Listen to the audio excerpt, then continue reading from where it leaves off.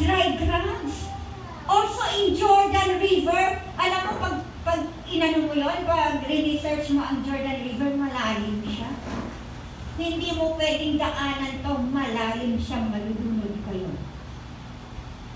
Pero ang sinabi ng Biblia, ang sinabi ng salita ng Diyos, dumaan ang mga Israelita doon sa Jordan River on dry grounds.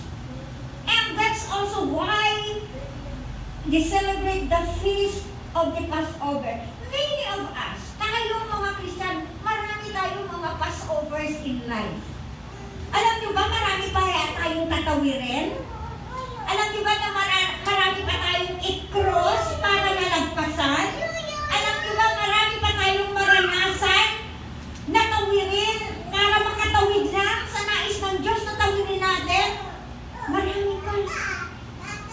Kung mga Israelita ay napagtagumpayan nila yung mga Passovers na ito, tayo bilang Kristiyano, as we are moving forward sa Panginoon, marami pa tayong i-cross ng mga Passovers.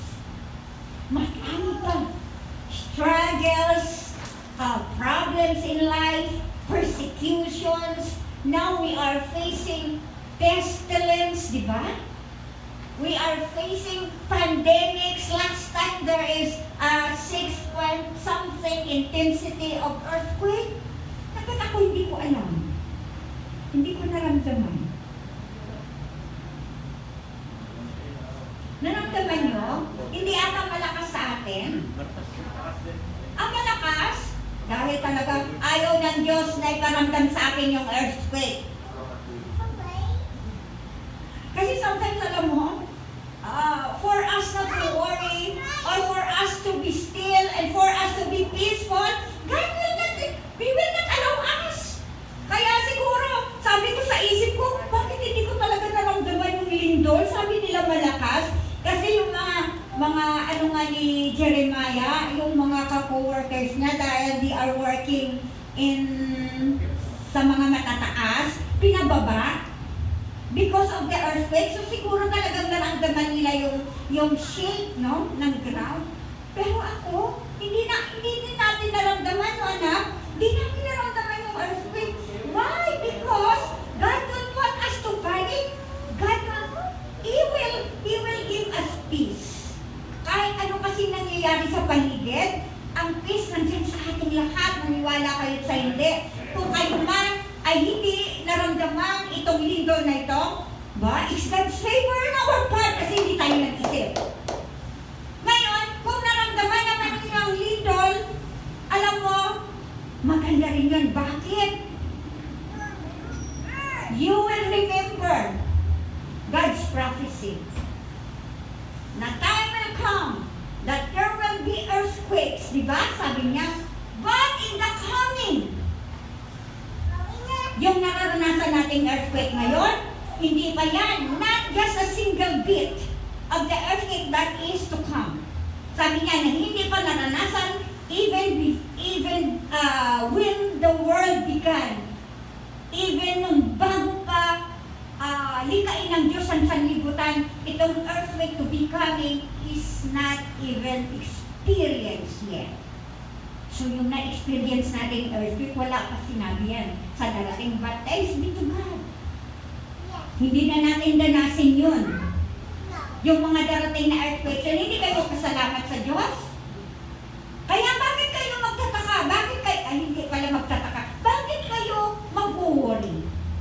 Bakit kayo mag-panic or matakot? Hindi tayo dapat. We are Christians. Alam mo, tinuruan kasi tayo ng Diyos eh. Jesus is teaching us already that these things will come to pass. Mangyayari lahat ito.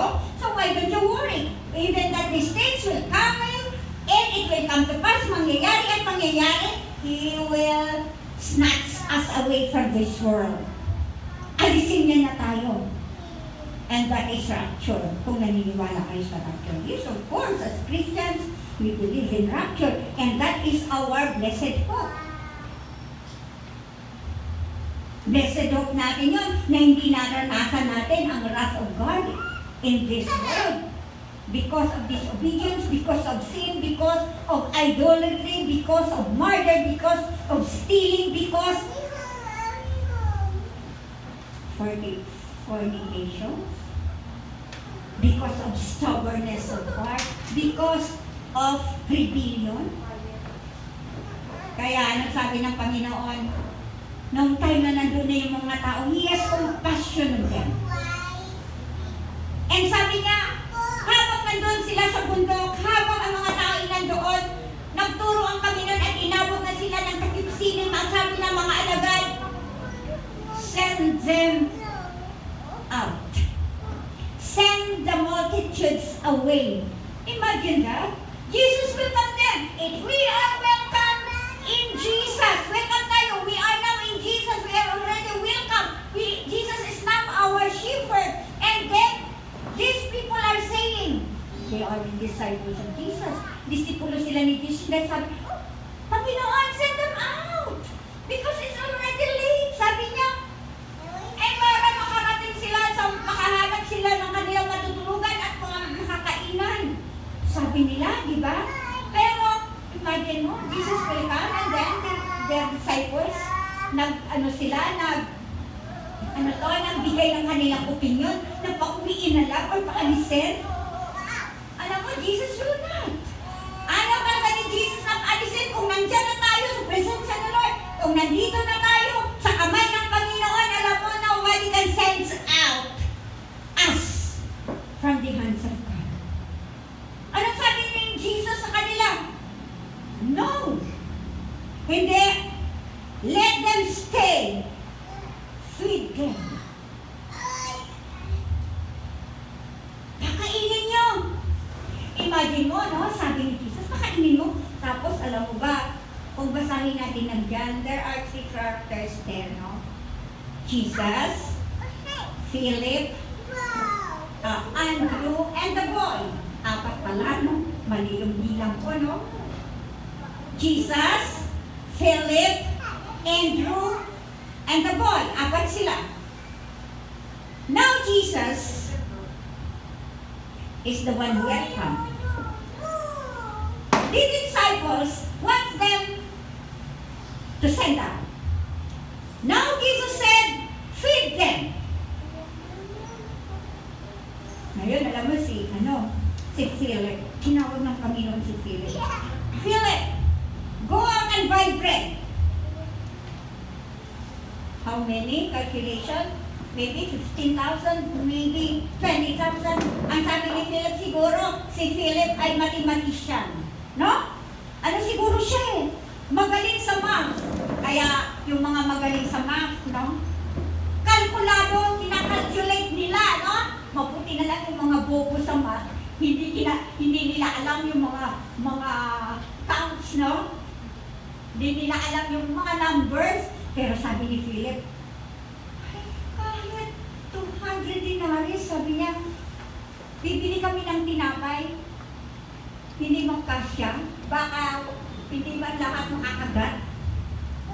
Alam mo, abang pinabangkit itong 200 denaries, ang sabi kasi, ang denaries daw is acquired by the Romans. At ang denaries na to, alam mo, kung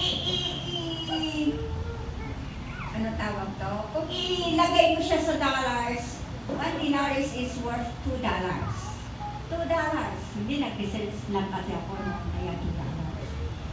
So, 200 denaries times 2, $400. Magkano yun sa atin? Ha? 28,000 plus. Oh, galing nyo, no? Pero ako hindi ko mabilang yun, no? Ngayon, ang sabi niya, kahit bumili pa sila sa lahat na bakery, hindi pa rin sapat dahil hindi rin naman nila yung bakery, wala namang ganon, karaming tinapay.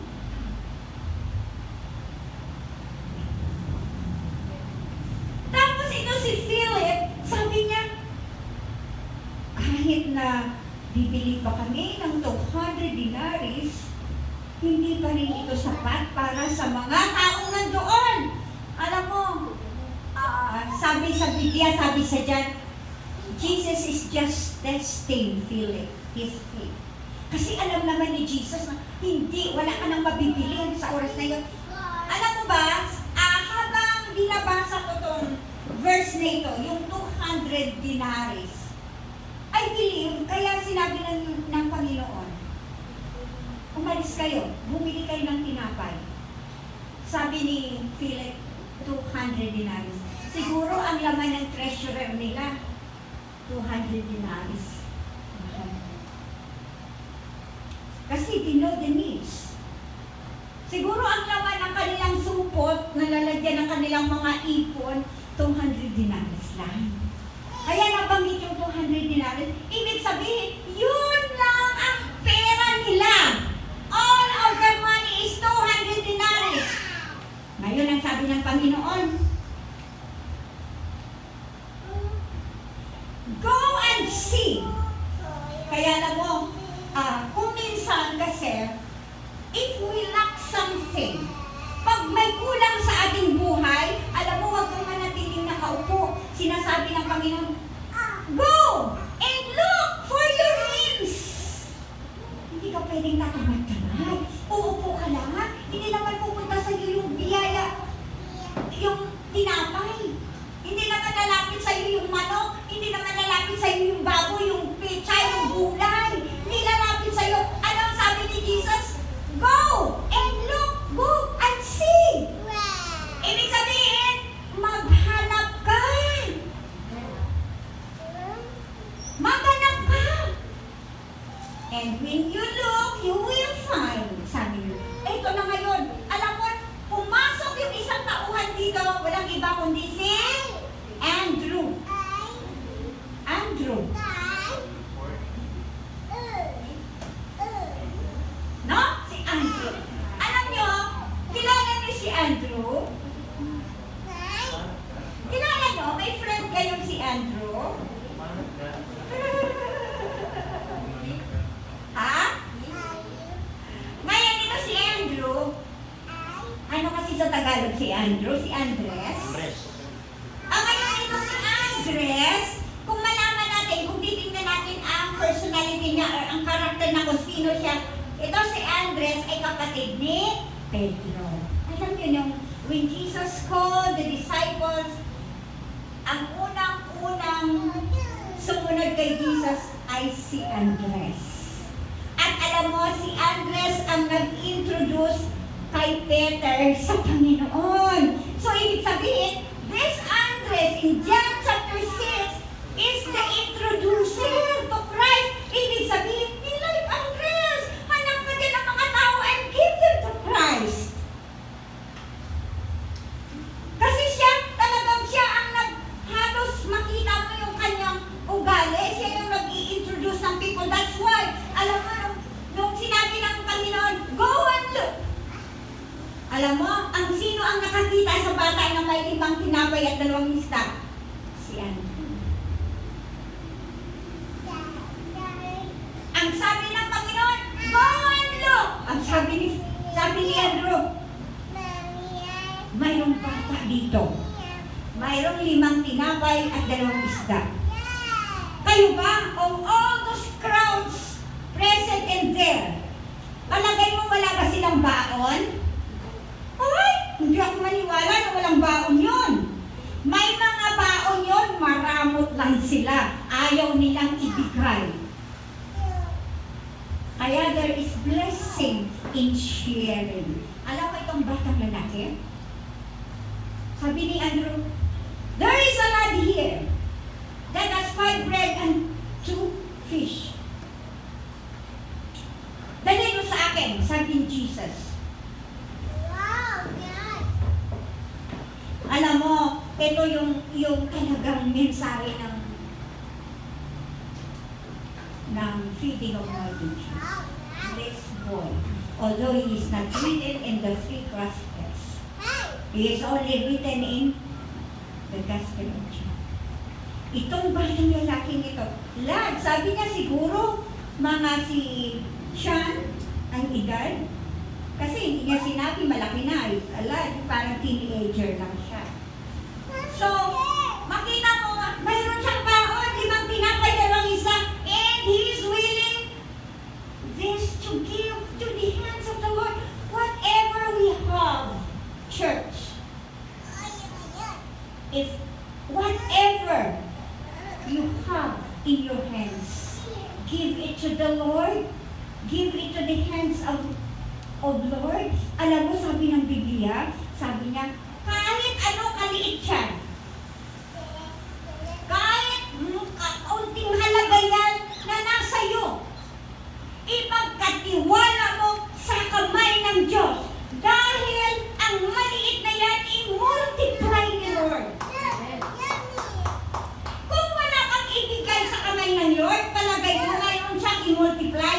Wala. Kasi alam mo, in this message, sa feeding of the multitudes, this is the verse that really I want to expand.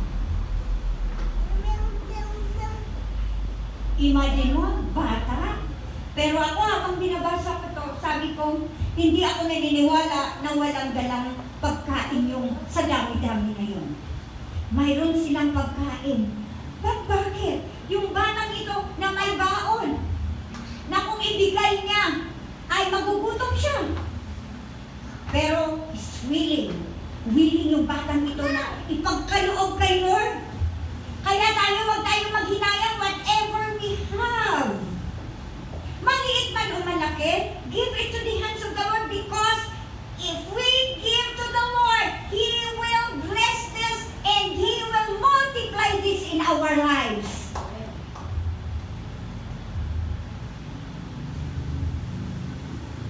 Kaya itong batang to, sabi ng Panginoon, kinuha niya yung 5 tinapay na 2 isda. Tumingala sa langit. Nanalangin, nagpasalamat.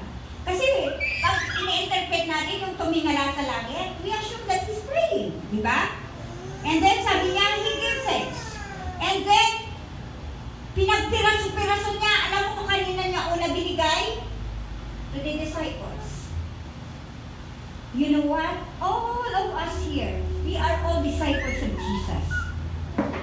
Every blessings will go to us first before others. Nakuha ninyo yung mensahe na sabi ng Biblia, nung pinagpira-piraso na ng Panginoon ang pagkain na to, yung tinapay at ang isda, He gave it first to the disciple, and then the disciple distributed it to all that multitudes. Kaya makita natin, we are the instruments of God. Una tayong pagpalain. Bago yung iba, tayo muna. So that you have something to share to others. Kaya sabi ng salita ng Diyos, imagine mo nung si Jesus ay nagpira-piraso ng tinapay. Ano yun? Or basta na lang napuno yung mga lalagyan.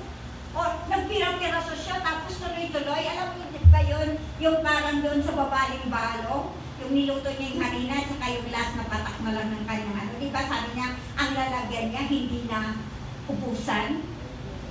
Ganun siguro yun, no? Imagine mo, nung nagpira-piraso siya yung tinapay, parang it's magic, no? Miracle, of course. Tapos sabi ng Biblia, sabi ng salita ng Diyos, everybody's filled.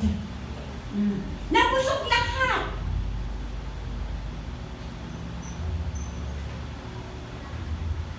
At kung titingnan natin, alam mo, at anong sabi niya? May natira pa. Ilan? 12 baskets. 12. Alam mo yung mga anak ko, they don't understand Spanish numbers. Pag sinabi ko, 70, Lola, ano yun? Magkano yun? 70? Ay, di ba tinuturo sa elementary doon? Mabuti pa si Dora the Explorer, nagsasalita ng Spanish. No? Kaya yung mga bata, na nanonood kay Dora, alam nila, di ba? 1, 2, 3, 4, di ba? Kaya sabi ko sa isip ko sila, Jimel, hindi nila alam yung bilang ng Spanish. Hindi naman tinuro yun. Hindi, bakit kami? Bakit ako? Parang hindi naman tinuro sa school. Bakit? Bakit alam ko naman magbilang ng ganun? Kasi yung mga matatanda nagbibilang ng ganun, no? 1, 2, 3, 4, 5, 6, 7, 8, 9, 10. 20, 30. Kaya pagdating sa 100, ano? Pagdating sa 100, hindi na niya alam, no? O, pagdating sa 100, ano na tawag? Sin. Pagdating sa 1,000, ang tawag mil. Jesmil. Oo. Ang galing natin na sa Spanish.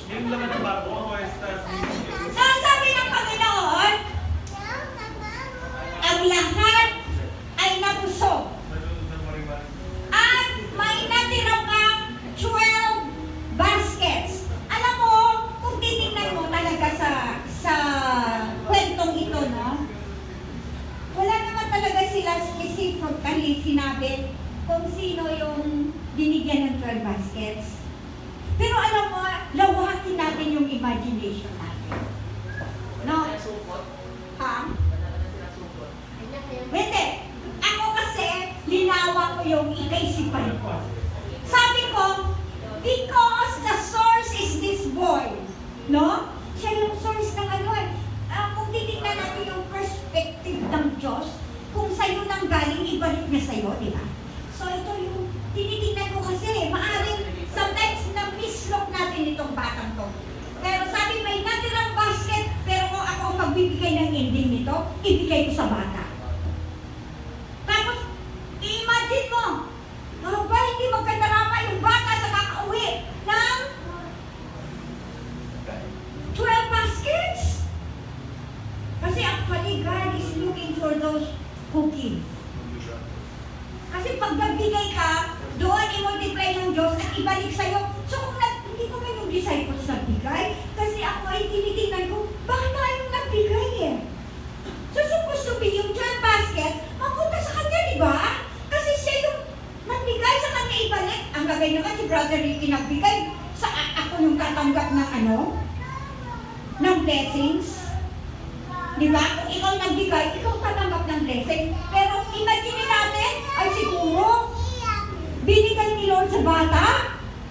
Kasi wala naman sinabi yung Biblia specifically, pero sabi niya, there are 12. So, assuming natin na binigay sa mga disciples, no? Pero, kung titingnan mo, maaring binigay din sa bata. Kasi yung Lord is not unfair. Hindi unfair si Lord. Kung titingnan mo, sa kanya yung galing eh. Siya supposed to be tatanggap.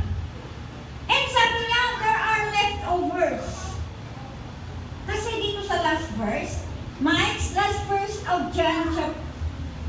Tingnan natin. May meeting yung music thing, no? 15. 6:15.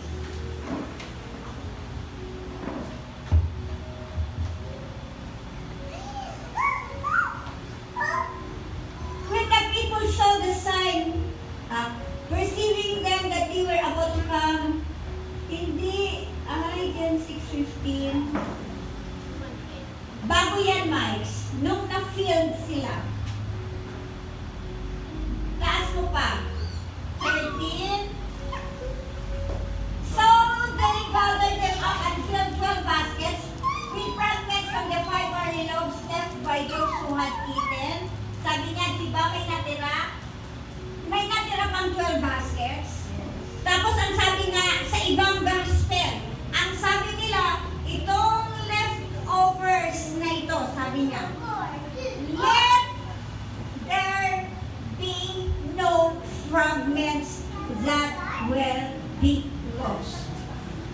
Ibig sabihin, lahat ng mga leftovers dapat walang masayang. Dapat walang masayang. So makita natin dito sa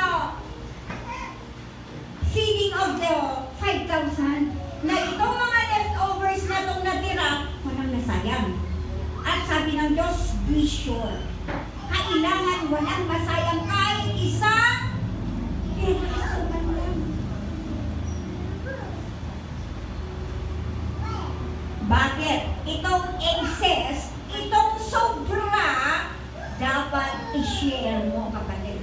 When God blesses us, pag binigyan niya tayo, alam mo, blessing. Ito gusto ko lang i-insert. You know what? Blessing. We have all the blessings. Di ba? May blessings na tayo. Alam mo, we have already home. Mayroon na tayo. Mayroon na tayo, di ba? Mayroon ka na. Mayroon na tayo ng kangailangan natin. Everything we need is now in us.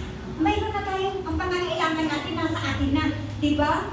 What we need is, because blessing is God's favor. All we need is God's favor. Mga kapatid, kasi we have already more than enough.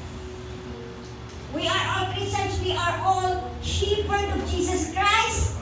He provides everything. We have more than enough. Kaya ang sabi ng Panginoon, we need God's favor. Alam mo, if God is in favor of us, even that you are small, you will be seen by God as if you are bigger. You will, in the multitudes, you will stand out. Remember, that is God's favor. Although sometimes God's favor is not fair to others. Hindi fair sa iba ang God's favor because we are all favorites ng Panginoon. Favorite na tayo eh. We need this favor from God. Kasi alam mo, kahit nandun ka sa ilalim, God, ikaw naman, alam mo, nandun ka lahat. Ang mga tao nandun lahat, we are in the pandemic right now. But God says to it, kahit sa gitna ng pandemic, we are safe. Hindi tayo na COVID. Because of God's favor. Alam mo, yung ibang churches nagsara, pero tayo, may face-to-face, kahit na kukunti tayo dito sa church, dahil mayroon tayong God's favor. God's favor is making us stand out from the rest. That is God's favor. Pag naranasan mo na talagang you stand out from the rest, remember, you are highly favored by God. And those who come to Jesus are highly favored. And you are one of them. We are one of them. Ako ay ang highly favored. Kayo lahat. Tayong lahat na nandito, we are highly favored by God. Why? Because of all the people on earth, ikaw yung pinili ni Lord. Of all the Christians in the world, pinili ka na maging song leader. Pinili kang gitarista ng all nation because you have the favor of God. Of all the people here in Porac, you are one of the highly favored because you are here even it is raining, you are here in this church. And that is God's favor. Why? Marami silang na-miss, di ba? Ngayong umaga. Ha? Pero tayo, yung blessings ni Lord, hindi natin na-miss.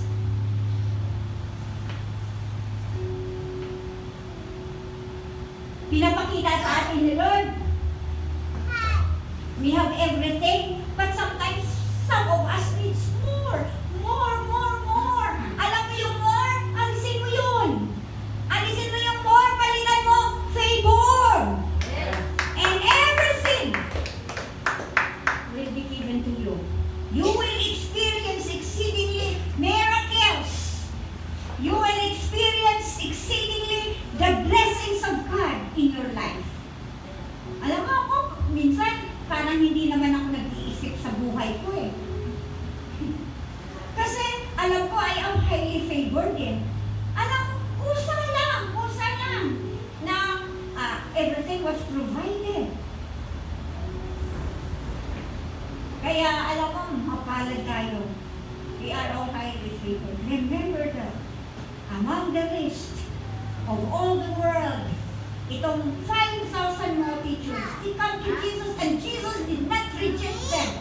And even now, He is calling us, calling people to come to Him. Hanggang ngayon. Alam mo, basahin nyo ang last chapter of Revelation. Until now, Jesus is inviting everybody, everyone, come. While the door is open, Jesus said, come. That's why it is very important. Maging instrumento tayo sa mga taong yun na hindi pa lumalapit sa Panginoon. Share the Word of God. Teach them what God has taught us. Turo mo rin sa kanila. Kasi hindi nila naranasan yung kagalakan sa buhay nila. Alam mo tayo, di ba? Kahit ano pa nangyayari sa buhay natin, as if we are already fulfilled. Yung fulfillment na nasa atin yung parang we feel the fulfillment in our life because we are serving the mighty God. And if you are serving the mighty God, all your efforts, all your labor, hindi maging walang kabuluhan. God will repay us. Ang sabi niya, give it to the Lord. Everything, just even if you have a penny, give it to the Lord. And the Lord will, who is able to do things exceedingly according to what He wants us to be, to what kinds of blessing He wants to give us. Ang sabi ng Biblia, mapapasa atin yan. If we give to the Lord, ano man yan, your talent, give it to the Lord.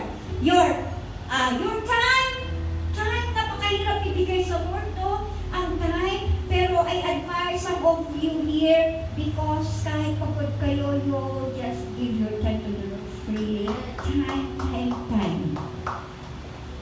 Your time, your possessions, your talent, even your pockets. From the small hands of a boy, he gave what he had.